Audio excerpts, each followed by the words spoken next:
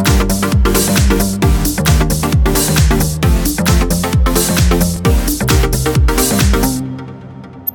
everybody, hope you're all well. This is Tom here, and also Oli Wilson. How you doing? Very good. Cool. So today we thought we'd start talking about how to generate cash from your list quickly. And instead of looking at a big elaborative campaign and a big kind of launch, for example, there's some stuff that I know Oli wants to talk about in terms of generating cash from a list. So Oli, what have you got for us, mate? Well, we all know the money is in the list. So, well, that's something that we hear a lot. And it's not always the case. It's quite often the money is in the relationship with the list, but we might come on to that a little bit later.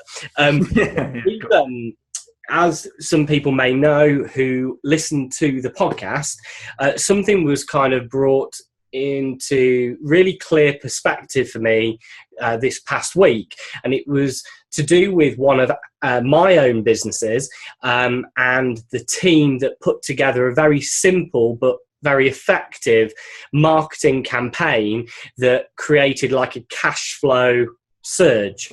I don't know about you. What type of business is it? So the business is a franchise network. We've got 170 licensees, actually internationally. They're actually all over, but most of them are domestic here in the UK and Ireland.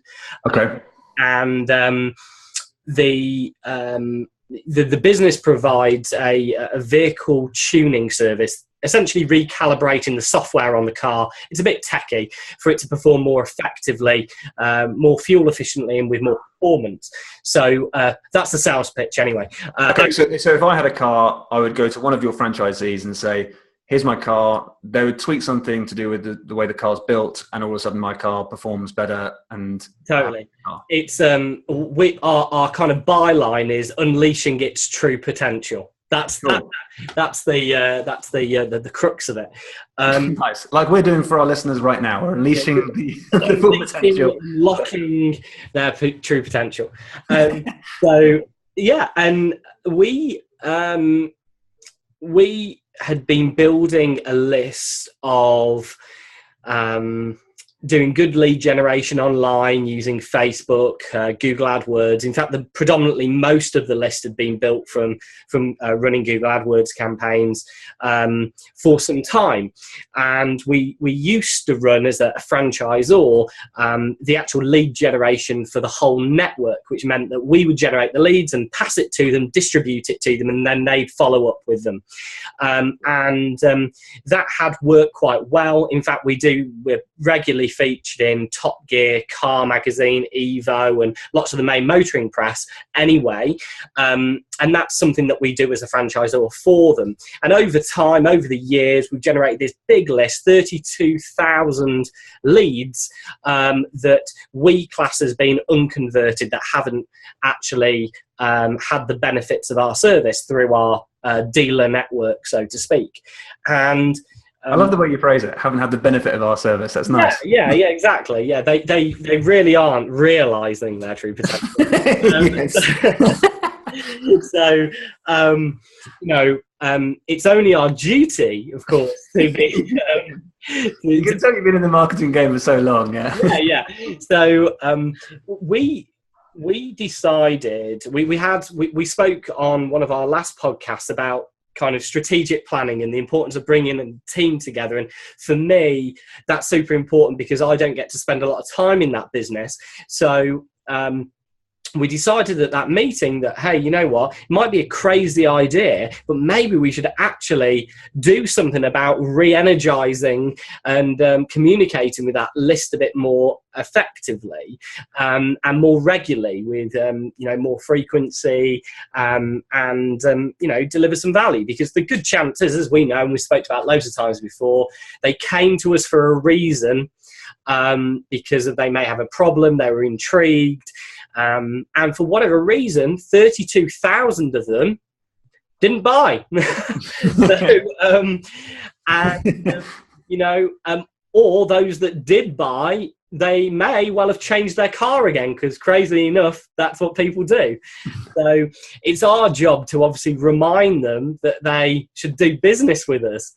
So, of course, you know, and you're doing your duty, yeah. Yeah, so it's fair to say we may not have been doing a good enough job. We've got other areas of focus within the business, and a lot of our dealers go through a marketing platform that we provide for them to generate their own leads. So this big kind of list that we generated is still very relevant, and one that we decided, hey, you know what, we're going to do something with.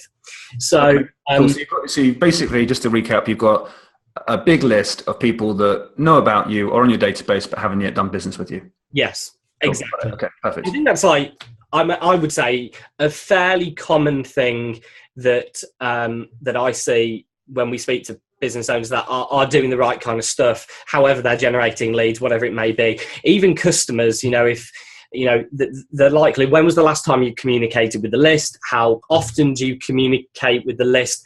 And generally, what do you send to the list? And what frequency do you send? Also offers and things like that. They're all good questions to ask yourself.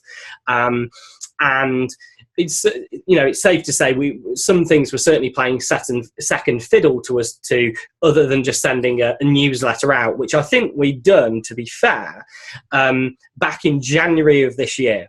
Okay, so keeping that nice touch in there. Yeah, so it's quite, and I looked back at the engagement of this list, and it wasn't fantastic. We were getting open rates in the past of about 15 to 18%. Could be worse, but, wasn't fantastic. And I guess, some people just aren't interested in reading our digests of our latest news. And I think it's interesting because they came to us in that business. The lead to buyer time is very short. If you're interested in it, there's a bit of education and a bit of kind of authority that you need to put forward of who you are, what you do, in the differentiators, just like most service businesses. But people are looking to make a decision pretty quickly. And, the price point's about 350 quid. So, it's within the realms of a lot of people. And, for me, whatever we'd sent them in the past, for whatever reason, they just weren't engaging that well with. So I just thought, well, what are we going to do? And so I came up with kind of a two-pronged attack, and one which I think would work well in most people's businesses that are probably listening to this. And I'm happy to share the results, because we're a week on now since we decided to do that, and it's been quite impressive. So, So as I said, so this list isn't necessarily the most responsive. They haven't heard from you for a while. They are opening your stuff, but it's not like you've got like a captive audience that are kind of hanging on every word you're saying. You're kind of more of a case of you've got some people that have expressed an interest at one point, haven't taken you up, and then it's gone a bit cold since then. Yeah, and the difficulty with that sometimes is, sometimes you need to look back at what you've previously sent them, or if you've never sent them anything, then you need to be quite careful with how you go about doing that, because, there is not necessarily a compliance thing as far as permission-based marketing is concerned, because the likelihood is they opted in through the right route in the first place, supposing that that's how they got on your database. So they are marketable, as we would call them.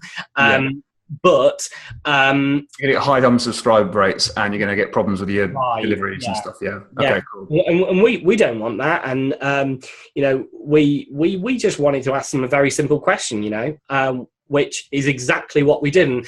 And I remember listening to a podcast a long time ago from Joe Polish and Dean Jackson from I Love Marketing. And podcast, by the way. Yeah, it's a great podcast. Definitely. Not as good as ours, but it's good. Yeah, it's good. It's getting there. We'll get there eventually. And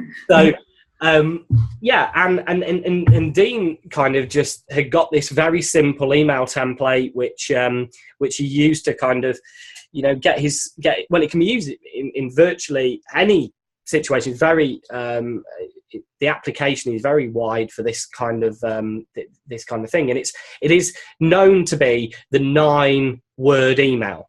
All right. Okay. That's all it is. I like simplicity. That's good. Yeah, okay. it's not only simplistic, but it's surprisingly very quick to get out. You know, Yeah, exactly, yeah. email, there's 9 words, and that is it, and you are good to go. I quite like that as well. You know, No big funnel, just okay. Yeah. So tell me what happened. What are those 9 words then? Yeah. So, are you still, in this case, interested in having your car remapped?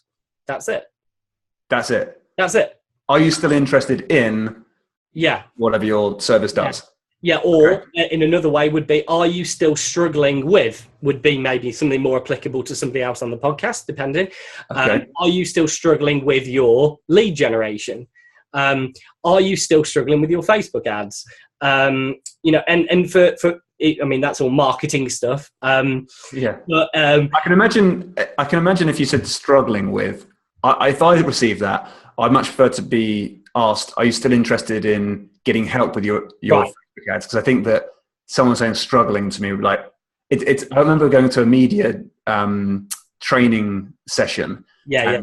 It's by a great media trainer. She was she's presented on BBC for years, a lot with the military as well. So and she said one of the hardest questions that journalists ask are questions like, are you still beating your wife? Now that sounds a horrible thing to say. Yeah. But the worst thing about that, if you say yes, that's obviously not a good thing to say. If you say no, it sounds like you're admitting guilt to the fact that you used to do it, sort of thing. So there's no easy answer to that sort of thing. No, definitely. But that's kind of like the most extreme version of that. There's obviously softer versions. But but by saying, are you still struggling with that? That would make me feel like, was I struggling in the first place? I know I am struggling, but I don't like to admit it, or something like that. Yeah, sure. I mean, it's really that is really it. And you know, the interesting thing is the subject line is their name, so it's just their name ...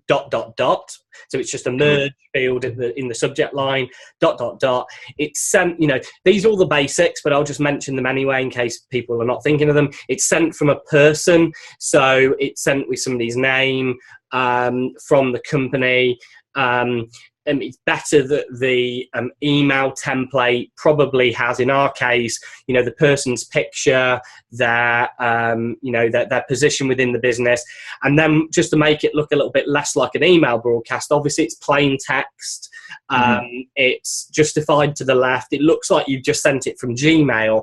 There's a privacy policy in the bottom. All of that stuff's there. In it, so we've got just a name as the subject, and then it doesn't say hi, name, or anything like that. It just says, are you still interested in tinting your vehicle, or what, you know, remapping your vehicle in this case, whatever it is. So and that's it. And what we did just to manage, and you know, we've talked about a little bit in the past episodes about, you know, list hygiene and just considering, knowing what people are interested in, what they're not, what they might opt out of, and things. It's good to track that. So the only real link that was in the email was underneath the privacy policy, which just said, if you don't want to receive emails from us, click here. It was a big link that would soft opt them out from any other time that we wanted to use this type of email in the future. So, so just that sort of kind of email in the future, they wouldn't receive that. Yeah. Any other marketing stuff they would. Yeah. Okay, cool. And also more than the fact that it's like specific to this type of email, it's just more just to classify, hey, these guys just want to get off our list because we know it wasn't really part of the campaign. It's one email. And what we were trying to do, the whole purpose of the campaign, the outcome of that little email broadcast is to invoke a response, actually get somebody to hit reply and respond back. That's the whole, you know, there's really only 3 things that can happen with that email. You know, they obviously don't open it. Never get seen. Okay. Yeah. They are interested, and, you know, they may respond as a result of maybe being interested. Or they see it, they opt out of it, you know, or they want to opt out of it. And there's very little. Respond, I suppose, Yeah, I mean, in reality, there aren't many there aren't many outcome scenarios, and the best thing you can hope for is that they do, you elicit that response, you get them to respond. Now, of course, in order to do this, you've got to have somebody that's actually then going to handle those responses, because we had over 2,500 of them. Okay, nice. That's like would be considered hot leads at that point, right? Yeah, and what's interesting, you can actually learn a lot from that, because you can find out things that of how they really feel. Obviously, there's a lot of F off or whatever it may be. Right. Okay. Yeah. Hey, we'll do you the job of just getting you off our list anyway. But people. Move around in different companies. If they've, we can do a bit of list hygiene based on the report that we get on the back of that. But the most interesting thing for me was, and by the way, just a little tip. I know people often like to hear about tools and what we use. We sent it through Infusionsoft. It was a normal email broadcast.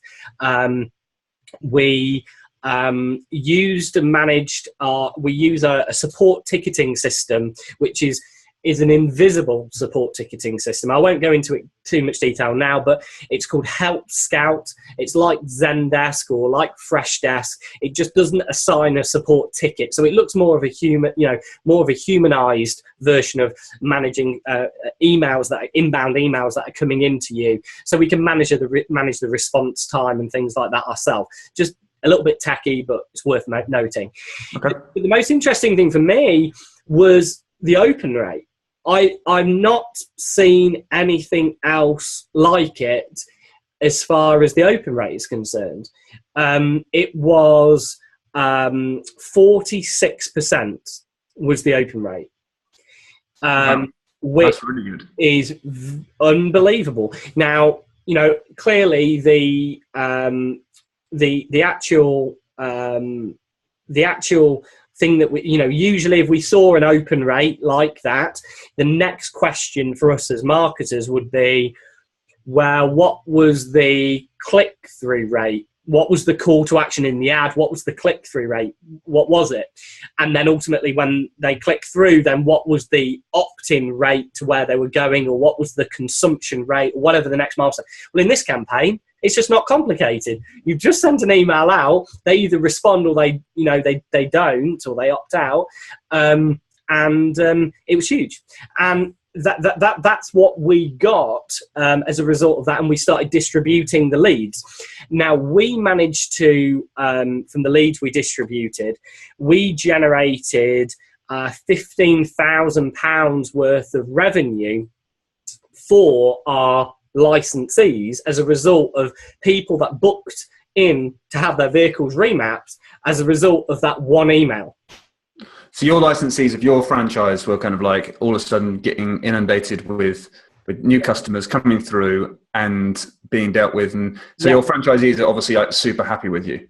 Yeah, they were, but because we were providing them like a lead, they obviously had to follow up with those leads, and we were able to monitor, in approximate terms, that we generated, that they generated between them this kind of revenue, which was really interesting. But what frustrates me sometimes is that that I'm a bit of a systems person, and that I'm a little bit of a control freak sometimes, and I just couldn't help but think that there might be an even more effective way to do that again. But now that we've essentially primed that list, we've sent to them, we know that opening, we know that they're engaging, we've got rid of some people that we didn't want on the list as well. Maybe in short order, we should now follow up with some kind of maybe a little bit of an offer or a campaign that did all of the selling, because we know now we've got this captive audience that just recently heard from us, that have engaged with us, and we can sell then to those that didn't convert from the leads that we generated. So I'll go on to that in a few moments, but there's a few learning points there, isn't there, in terms of just that email? Yeah, huge. I mean, one of the things I'm thinking is that those people that did open and didn't yet, or those people that have been delivered the email and really kind of like, because there'll be quite a large group there. If you're still dealing with quite a large group that have opened but not yet responded to you, and even the people that have responded, I'd almost like export those two lists, stick them into YouTube or Facebook, and run ads to them, but like goodwill campaign ads to be like, almost not like following them up to say, hey, we noticed you opened up the email but haven't yet bought yet, or something like that. I wouldn't do that. But instead I'll be like, put something in front of them that makes them go, oh, I just received the email from you the other day. And now I can see that you're doing great work with people, or some amazing new thing, or you're kind of like, you're thanking your customers for some reason or whatever it is. It'd be a low cost campaign, but I bet you that added impression of goodwill will do wonders for that list. And I think so peeling back a couple of, not peeling back the layers, but thinking about this in an advanced way, you'll see how this then played out in the next campaign we stacked onto that. But what you just said is so important, because you're totally right. What we found was that even though we were trying to elicit a response from them to actually type an email back to us, interestingly, the traffic, the analytics on the website, we had a bandwidth problem, because we got a notice of exceeding the maximum bandwidth because of the traffic that was hitting the site as a result of that email, because people were looking at the email going, interesting. They then go black code onto the internet to look what it was, to remind themselves. Huge search activity, yeah. So if we take that, if we look at that and think, okay, we've got a 9-word email, it worked fabulously, that's great on one level. At another level, it created a secondary surge of traffic. And then thirdly, what we could have done was control some of that with what you just mentioned, which is, well, actually, let's be a little bit more intentional now about getting people to where we want them to go, because we know we just sent something that had really big engagement, really super interesting. And our custom audience that we built on the back of people actually hitting the site, which was, it's always there, but the pixel that we've got on there that builds an audience of all the website traffic that we get to that site has grown massively. Now, technically, you could argue, well, you have already got that because you could export the list fully and put it into Facebook, but it's just nice to know, because that's the most recent information that we've got of their actions that they're taking. So well, do you know what? The other thing I was thinking is that, like, when you send out that first email, because of this, the fact that people are going there, maybe have a link that's underneath your name, and it's kind of like a link to the website. But it could be almost like a link, like an image link or something like that. It says, so something along the lines of, why not take our 2-minute quick survey to see if your model of car could improve your performance by 50% or whatever it might be. Or what the kind of economic benefit is going to be for your car, and then maybe have like a list of common cars or manufacturer makes or something like that. And if they click it, it comes up with more information. But the great thing is with that is that if they decide to click that link, you can obviously tag those people based on that, and also you can remarket them once they do land on the web page, which would be quite interesting. But one thing that I've been reading just recently, actually, by this book by Jonah Berger called Invisible Influence. Really, really good book. He wrote Contagious in the past as well, which I think is a really cool book. But there's a study that was conducted where a lot of university students would go to a course for a semester, and they, at the end of that semester, they were given 4 women, and they said, which woman would you like to go on a date with? And there's other things like, what other things would you kind of assume about this, just from the picture? Like, what would you assume about their character? Why would you want to go on a date with them, et cetera, et cetera? And when they were given to a control group that never even know what's going on, those 4 women were ranked exactly the same in terms of kind of like how beautiful they were, and all had slight variances, but they all kind of like were considered very similar looking, so to speak, in terms of how beautiful they were. This is really weird judging, I suppose, but that's the case it was. And they're all considered equal from that standpoint. But the really interesting thing was with this, there's a heavy skew with this particular group that went to this particular course in a semester. And that's because one of the 4 girls went to just one of the lectures. Oh, no, sorry. One of them went to 0. One of them went to 5 lectures. One of them went to 10. One went to 15. One went to 20 out of, I think, a possible 30. So these people were there, interacted with a few people, but were not you would not necessarily have consciously had a conversation with any of them because they weren't necessarily in your friendship groups and things. But what they found is there's a massive skew towards the number of times one of those girls would show up to the number of times they'd actually want to go on a date with them. And it's just because of impressions, not necessarily conscious, but that unconscious thing as well, of like seeing the fact that you're seeing this person just unconsciously. Yeah, you look familiar for some reason. I'm not sure why, but they have been to maybe 15 lectures or 20 lectures of yours. And just by having that impression, it has a massive impact on people's decision making. And that I found that fascinating because it means that just by sending the email and then following up, it's like maybe it needs a few impressions. Maybe people kind of see it and then think, oh yeah, I do want to go and do that. And it's fresh in the mind. It kind of like, and that follow-up could be really, really key. Instead of just one email, it could be a several, and it just like that added impact across different networks, or one on Facebook, one on YouTube, and one email could make a massive difference. Yeah, definitely. And I think, that makes a lot of sense. I'm going to read that book, actually. It's really good, yeah. Great book, so I look forward to start reading that.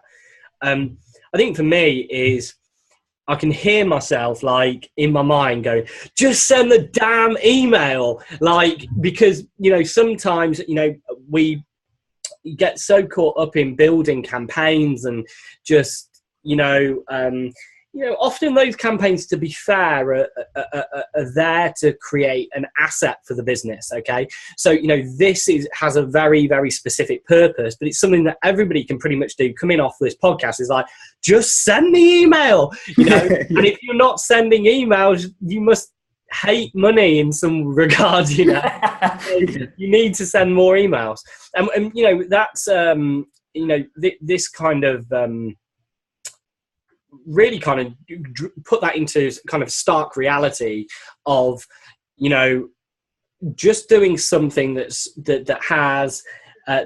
quite in line with human behavior. If you were a customer support person and you just wanted to ask the question, you're not going to write bullet points in your email. You're not going to send it with your logo at the top.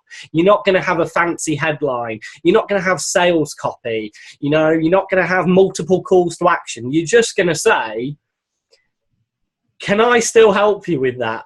You know what I mean? Are you still interested? And that's it. And, what happened, we had lots of new customers, but we also had lots of people that we'd sold to before. For whatever reason, the list wasn't as up to date as we would have wanted it to be because of different emails and whatever, and they then have gone on and to be multi-buyers as a result. So it's just simple but very effective, and it's something that everybody can do. Next time, and this gets, I completely agree with you. Send a damn email. That's very true. And it's for 15 grand or whatever it is, pounds, which is about $20,000 at the moment. So yeah, a key email to be sending every now and again to your prospects. But next time you do it, or next time you think of doing it, what I'd love to do is do a test on this to take half that list and run a goodwill ad to that list, just to say, thanks so much. We've helped this many people this year. We've had a really good year. Thanks so much, blah, blah. Yeah, I love that. Yeah. And then send the email like the day after to that half that group, and then don't show the ad to the other half. And, or maybe not the day after, because you want to give them enough time to be able to make sure they did see it, maybe a week or something. But I'd love to see the difference between an A-B split group, one that did see an ad before and one that didn't see the ad before. Because if that was the case and you got a big jump up, maybe it would turn to 20 grand or 25 grand or something. That would be really cool to test that. Well, what's really interesting is what I will just go on to next really was what happened 3 days later. So after 3 days, we had, raked in a load of customers. Now, the way that it works, we don't see that £15,000. We are providing that those customers that revenue to our network, and they're banking it. So we've done a nice thing, and it worked, and we have the asset, and it makes sense to communicate to it, and it just worked very well. But what I said was, well, now that we've primed the list, now that we know that it's engaged, what could we do that we are completely in control of, that then drives people towards, some further action for those that didn't take action. Now, I am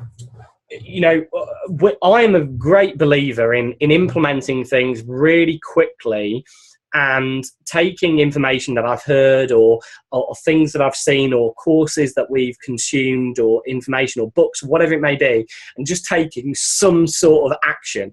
And I remember it must be 5 or 6 years ago when Mass Control came out by Frank Kern, one of your clients, and Frank launched this product, and what he launched with Mass Control was a supplement to it, a bonus to it, called the 4-day cash machine. And the 4-day cash machine essentially was sold as the bonus, almost. It's very clever, that would actually return enough money in a short period of time to pay for the course of the $2,000 or whatever it was at the time. And I remember thinking when I bought that course that I don't know about this 4-day cash machine, because the copy, the ad, the copy was wrote as a dog trainer. He wrote it in the dog training market as this example, and you used it to model it. And immediately, after following this 9-word email, I'm like, hey, you know what? If we've got that many people opening, why don't we just do that 4-day cash machine? Do the Kern 4-day cash machine. And we would take the money for a holding deposit. We'd put an offer up for a limited time, 4 days, and the simplicity of this really was very much driven by the simplicity of the first 9-word email that we'd written and the success we'd have. So I thought, what else can we do that's really fast, doesn't require my copywriters to get involved, doesn't require my traffic person to get involved, doesn't require really my higher end funnel person to get involved. What can we do? And I said, let's run a 4-day cash machine. So that is what we did. And so that's just a series of emails, right? In a space of 4 days that does a promotion sort of thing. Yes. There's a hard deadline. The components of it are very simple. There is 2 online components. One is the sales page. Mm-hmm. And then the order form, if it may be on the page, and obviously the thank you page. That's it, wherever you're driving them to. And you remember, the 4-day cash machine might be, in our regard, in our situation, we were driving people to make a £57 booking deposit to claim their special offer. We would then give that customer to the local licensee, and we would keep the £57. So we were in control of the campaign, and that's exactly what we would do. The other component is 4 emails that are virtually identical, that say, from now until this date, we're running this offer where you can get £100 off as a thank you for being part of Black Code. And the next day it said, did you see my email yesterday? If you missed it, here's what it was. The next day it says, we're last chance, or whatever it may be, and then the final day, only a few hours left. That's literally it. It's the sort of thing that you'd usually put on a launch, the end of a launch campaign or something like that. Yeah. And we dropped all of the now cleaner list from the 32,000. And the opt-outs and the ones that weren't deliverable and the bounces and all the cleanup that we'd done through that, and dropped it into the 4-day cash machine. We decided that we would not run. We usually run these campaigns. We sync the campaigns usually up with SyncSumo to create a custom audience in Facebook and run ads to them simultaneously while we're running email campaigns as well. In this regard, we said, look, you know, we just want to get this out there. We don't want there to be any friction. We just want to get the email copy tweaked up from the swipe copy that we'd already got from the 4-day cash machine. And we just wanted to get it out there. What I decided to do, because it would have been very harsh and something I wouldn't have recommended, to just drop them immediately into a series of 4 emails over 4 days to a deadline. So what we did do in between the 9-word email and the 4-day cash machine was just create this bridge email, which was more of a marketing email. It was clearly that it didn't look like it was sent from somebody, but it was sent from the same person, but it was quite clear that maybe, you know, it was a broadcast, so to speak. But no, some people don't know that. And it just simply said, hey, just wanted to reach out to you. I just got out of a meeting here at Black Code, and I've just found out we're going to be launching a very, very special offer at the end of this week. And I wanted to make you aware of it. If you're not interested in learning about it, just click the button below. Just select one of the links below. And we just put, yes, I'm interested, or no, I'm not interested. Please don't send me the information about the offer. And yep. So we knew immediately those that had said, yes, actually, tell me about it, those that said no, and those that just didn't click anything, right? Yeah. So those that didn't click anything, or those that said yes, we dropped them into the 4-day cash machine. Those that said no, we just didn't put them in the cash machine at all. So what were the results after the 4 days? It was crazy. So we got a further 20,000, just under £20,000 worth of revenue for the network. And we banked, I think it was 91 or so customers, or whatever, at £57, whatever that's work out to be. And what was interesting was, funny story. So we'd set all this up, and I was like, this is like all working so fast. Everything's like ready to go on time. The emails are there. This is so easy compared to how it is normally. It's always stressed. Yeah. I said, oh, you better test the order form. Like the classic thing. And we'd set the emails ready to go because they were already in the primer sequence to let us know, and they were already on a date timer to go at like 5:30 in the evening. And this was at 5 o'clock. I went, hold on, we haven't tested the order form. So we tested it, and it didn't work. There was a problem with Infusionsoft and ClickFunnels. Didn't work. The API order didn't go through. Everything was declining. Oh, no. Got a big problem. So I literally, no joke, and this just goes to show what you can do. Even those people maybe listening to this may have not taken money online like this before, how quickly you can do it. I got straight into Stripe, the online merchant providing gateway provider. I signed up for a brand new account. I filled in the details. I had it done in 10 minutes, a new merchant account. I went into ClickFunnels. I attached the Stripe account, set up the product, and it worked. We were officially taking money. So I literally problems. Sign up with Stripe and get it on. Yeah, embed it. Like, let's not worry about the order going into Infusionsoft. Let's just get the goddamn money. And you know, like that kind of attitude of like, just send the damn email and just take the damn money, however it may be. Let's not procrastinate and whatever it may be that, you know, we all do from time to time. Let's just do it. And crazy. I was sitting there over the weekend, and it was just, Stripe has got a great iPhone app, by the way, that tells you and notifies you when you're making so like, bing, bing, bing, bing, bing. Like ding, ding, ding, nice. Ding. And it's 57 quid. You know, there's a lot of things that we might do now. There's a deposit, right? So it's more than just that. Yeah. We've refunded only 6 people out of all the people that came through, because sometimes we can't do some vehicles.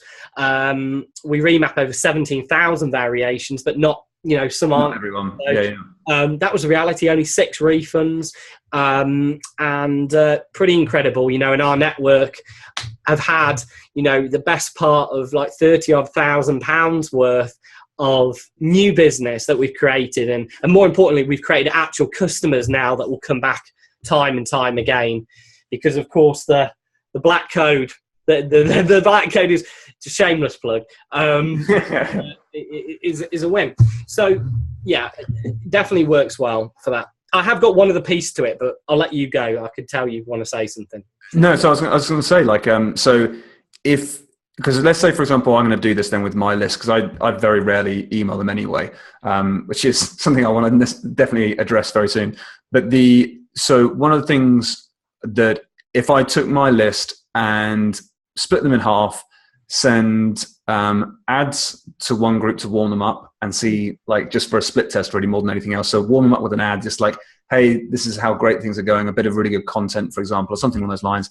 Then send that list as well as a colder list, the email that says, hey, are you still interested in running some YouTube ads, for example? Yeah. See what the response rate is like for A versus B, and I'll let you know, because I'll run that test soon. And then off the back of that, based on those responses, siphon off all the people that did say they or emailed back, and also siphon off all the people that didn't want to communicate any longer. And with that remaining list, do a 4-day cash machine. And at the end of that, just basically don't worry about how we take in the money, unless it's obviously all integrated. But it's almost like, I really appreciate the way you're talking about it, because it's so funny. It's like, sometimes I'll go down to my, like, a local store or something like that, and I have to purchase in a certain way. Do you know what I mean? I hate that when that's the case. So then they're like, oh no, you can't buy it like that. Like, one guy that we both know but well, Siam, he was like saying recently he was in a hotel and he was looking to buy some chocolate, and it was like 5 minutes past 4, and they're like, we stopped selling chocolate at 4 p.m. And he's like, what? Like, let me just buy the damn chocolate. And they're like, no, we have a policy here where we don't sell chocolate past 4 p.m. It's like, there's crazy stuff like that, right? And it's just like, I love the fact that it's simple. Like, send them an email. That's a novel concept, right? And then ask for some money and have something where they can pay you some money. That's novel as well. Let's just make it real easy. So I love it how we just simplify the process.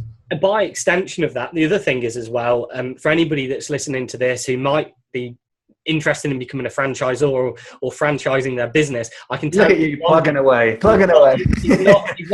It's not easy. It's not easy. We've been doing it a long time. I've got a bit of a dispassionate view about franchising in general and licensing and stuff, but there's a lot of bureaucracy and a lot of shit that you have to deal with franchising, because of course you're dealing with an extension of your own brand, and of course when you do stuff like this, you have to worry, there's lots of worry, are we going to upset people?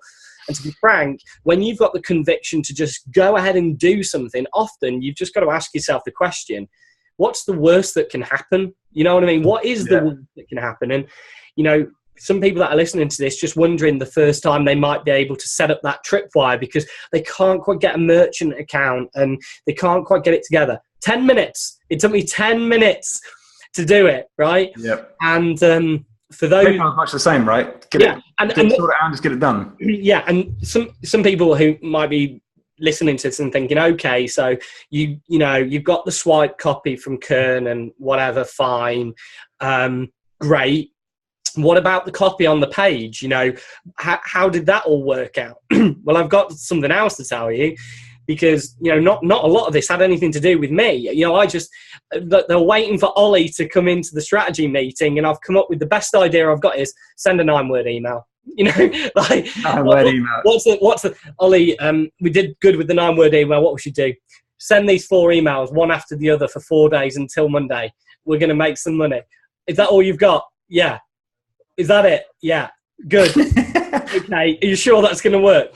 People. No videos. No opt-ins. Crazy. Crazy. But here's the other interesting thing, and I don't really promote things like this very often, but I would do this because I think money is attracted to speed, and that's definitely the case in this example.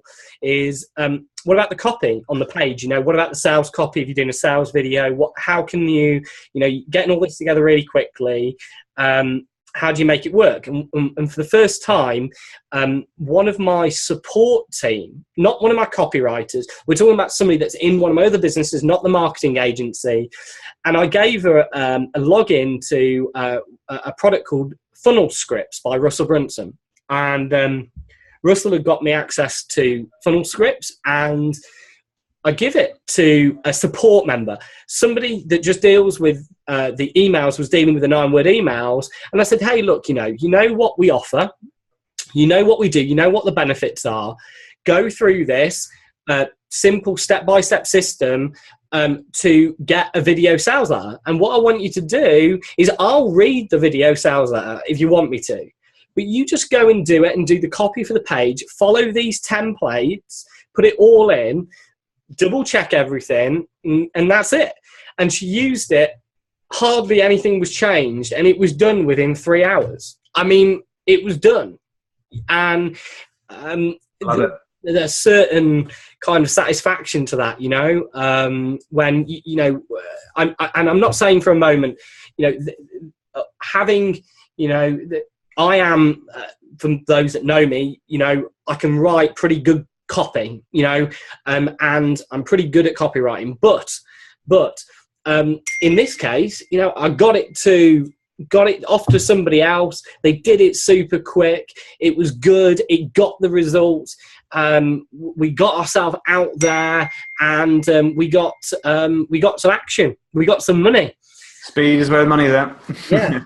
So I love it. I think that, like, the simplicity of it, I've decided to complicate things with some extra ads that go at the start of it, but I like the fact that it's just simple, it's out there, and it's the sort of thing where I think that if you were to get some great results and maybe do some great jobs, I think, like, even filming like a result you got with some clients or something like that, and then redoing that campaign again, sort of thing, to say, hey, look, here's what happened last time we asked if you're still interested in this.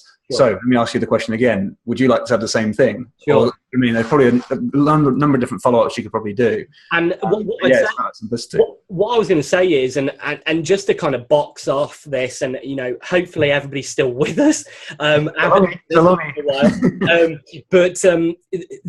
this last piece that I just want to mention extremely quickly is very valuable. There is a real opportunity after you've created this type of campaign to then actually create an evergreen asset from it. And we talk all the time about, when you're thinking about creating campaigns, they shouldn't just be one and done. You want to think a little bit longer term about how you can use them. And in this particular example, just to go a bit more advanced, what you could do is, across your whole list, run some sort of engagement tracker. Now, what I mean by that is a tracker. We set these up quite often with Infusionsoft to track whether people are opening and clicking links and emails, and it will tell us if somebody's engaged on the list in the last 30 days, 60 days, 90 days. And if they get to 90 days without any engagement, you want to be getting them off the list. But before they get to that point, why not just drop them in to the 4-day cash machine?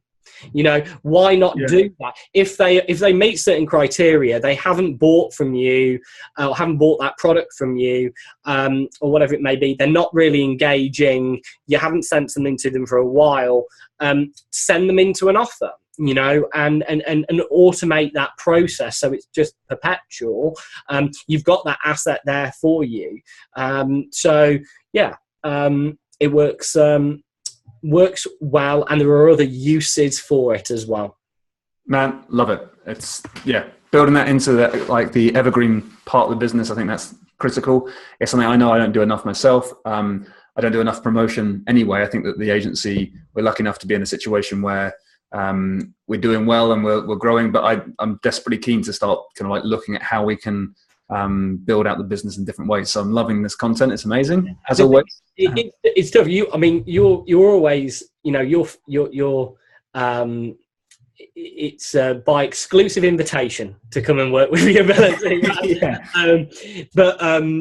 I know how busy you are. I know you've actually got an online course that you've got. And, you know, sometimes if your intention might be to get them to the online course, it could be, hey, are you still interested in learning about YouTube advertising and how it could benefit you, ? Whenever they reply, you've just got somebody saying, hey, we've got an online version of our course. You know, you're not necessarily getting that into an agency client, not everybody out of work. Everybody's got something knocking around that they could convert a lead into, right? If it's a product or an online course or whatever it may be. So get out there and take some action. Damn right. Oli, I'll see you in the next podcast. Thanks, Tom. Take care.